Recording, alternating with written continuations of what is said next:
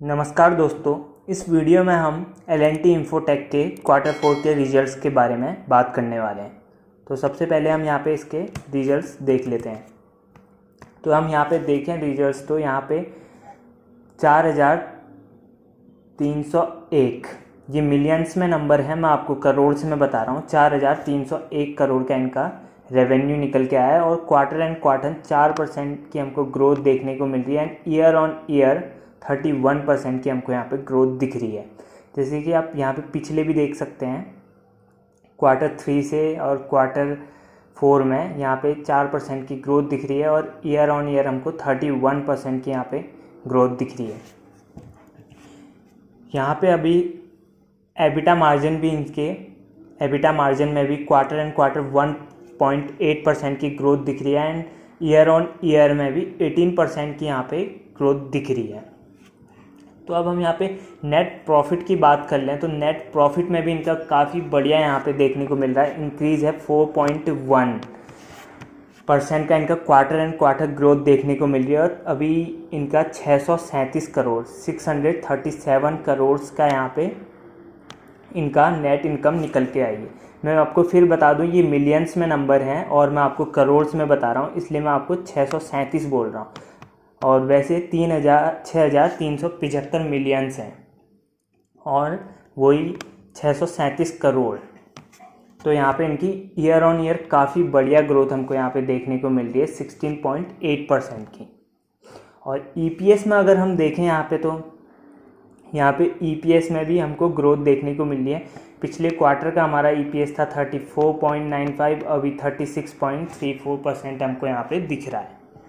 और हम यहाँ पे रेवेन्यू ब्रेकआउट की बात करें, कहाँ से इनका रेवेन्यू निकल के आ रहा है, तो बैंकिंग एंड फाइनेंशियल सर्विसेज से यहाँ पे ग्रोथ देखने को मिल रही है हमको। यहाँ पे पहले 29.8 था और अभी 32.5।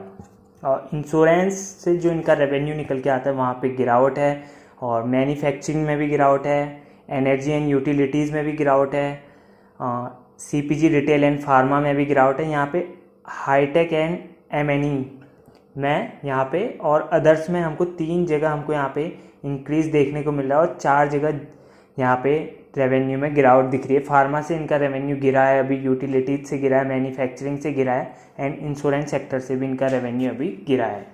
रेवेन्यू बाय ज्योग्राफी की अगर बात करें हम यहाँ पे, तो इनका सबसे ज़्यादा रेवेन्यू निकल के आता है नॉर्थ अमेरिका से, फिर यूरोप से, फिर रेस्ट ऑफ द वर्ल्ड से एंड इंडिया से। यहाँ पे 9.9% का रेवेन्यू इनका इंडिया से निकल के आता है। इंडिया में यहाँ पे ग्रोथ देखने को मिल रही है हमको यहाँ पे एंड यूरोप में ग्रोथ देखने को मिल रही है इनकी रेवेन्यू में।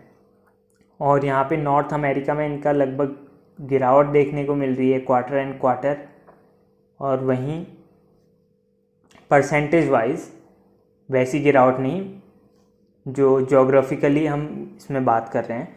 और अगर हम रेवेन्यू बाय टॉप क्लाइंट्स देखें तो 28% इनका रेवेन्यू टॉप क्लाइंट 5 क्लाइंट से निकल के आता है और 40% टॉप 10 एंड 55% इनका टॉप 20 क्लाइंट से रेवेन्यू आता है। और नंबर ऑफ एक्टिव क्लाइंट्स की हम यहाँ पे बात करें तो ये भी यहाँ पे काफ़ी अच्छा दिख रहा है हमको। यहाँ पे इनके एक्टिव क्लाइंट्स के नंबर्स भी बढ़ के निकल के आए हैं। यहाँ पे जैसे पिछले क्वार्टर में 476 इनके एक्टिव क्लाइंट्स थे और अभी 486 एक्टिव क्लाइंट्स हैं इनके पास।